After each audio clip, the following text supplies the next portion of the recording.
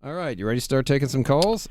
I'm ready to go. Let's do it. Dan in San Diego has a question. Looks like a 6-year-old would probably ask us. I never thought about this before. Dan, thanks for your call. Welcome to Pastor's Perspective. Hey, pastors. Hi.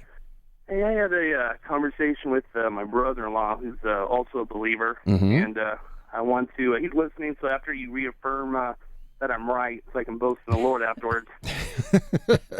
Humbly, too. Let's remember. Yes. I've always believed that Christ, is the second Adam, Right. and he voluntarily laid down his life. Correct. So the law of sin and death weren't at work in him.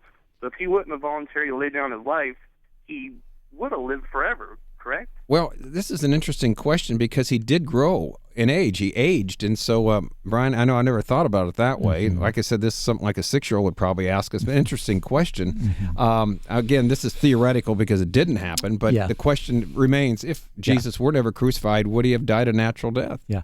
Well, Jesus said, "No one takes my life from me, but I lay it down. I have power to lay it down, and I have power to take it up again."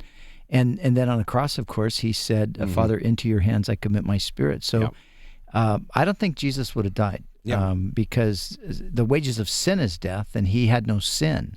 So it was for our sins that he was voluntarily dying. But no, I don't think he would have, naturally died. But again, like Don said, this is just my opinion. Yeah, we don't know because it didn't happen this way. So we can speculate and talk about these things, and that can be enjoyable. But in the end of the day, we just have to say, I don't know. But it brings up a good point, Brian. Jesus came here for only a short period of time to complete a mission, a job, didn't he? Right. It's to die. Yeah, to die. Yeah. And so that was always in the plan of God. It wasn't God just to become a human being, live forever with us. And Right. in other words, he came to die, and that was the purpose he came into the world. Matthew 20:28, not to be ministered unto, but to minister, give his life. Give his life a ransom. Ransom for the many. Yeah. Okay. Yeah. So good question, Dan. So you can humbly accept that you were correct on that, and I'm sure you're taking it humbly when you realize that was probably the correct answer. But again, the Bible doesn't say. We assume that's the case because, like you said, like Adam, there's no reason he could have died, and he made a very important point. He had to give his life, allow it to be taken from him.